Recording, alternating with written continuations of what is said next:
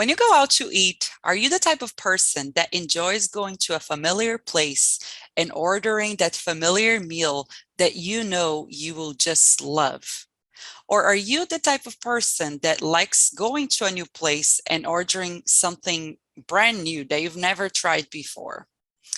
Well, Chapter 2, Appreciating Both Sameness and Differences, discusses the importance of being able to find balance or middle ground in intercultural situation. Dr. Mark Staller, who wrote Chapter 2, does a wonderful job highlighting and expanding on both strengths and weaknesses of sameness, such as predictability, stability, social cohesion, equality, and weaknesses, forced conformity, stagnation, stereotypes, and unconscious prejudice.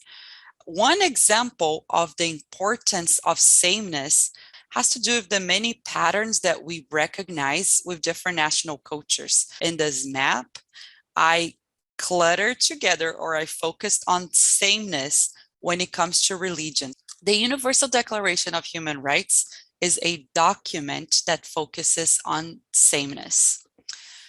It is also important to focus on differences, and Dr. Staller does a great job expanding on some of the strengths and also the weaknesses of over-focusing on differences.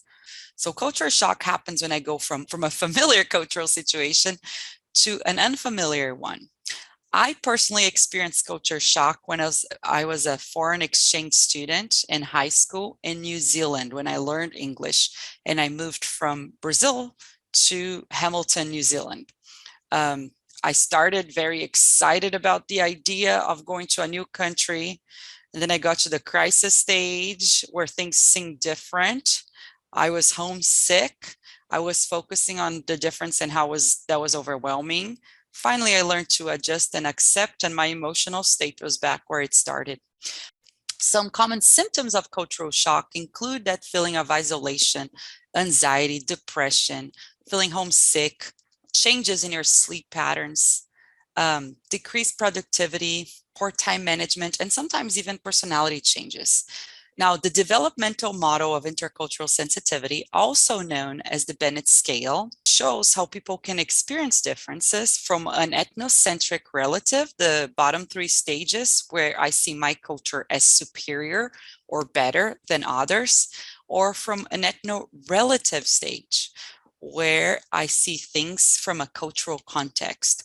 You will have the opportunity to practice this in depth when we do the visual research for a cultural ethnography project in a few weeks.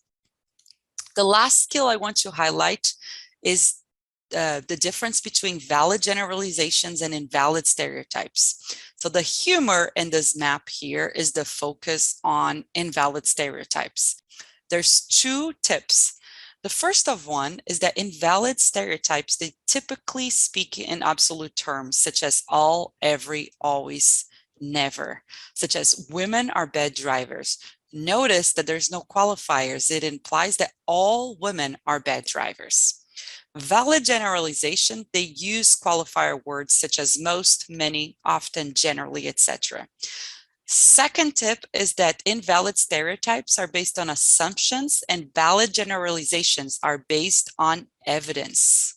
Okay, so let's take back the example that women are bad drivers. If I were to put a qualifier such as most women or many women or generally women are bad drivers, would that turn that invalid stereotype into a valid generalization?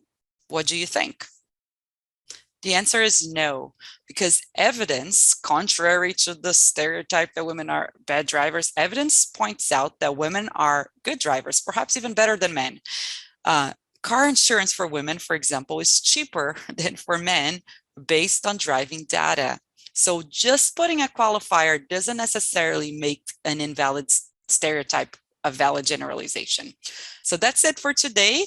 And I can't wait to talk to you again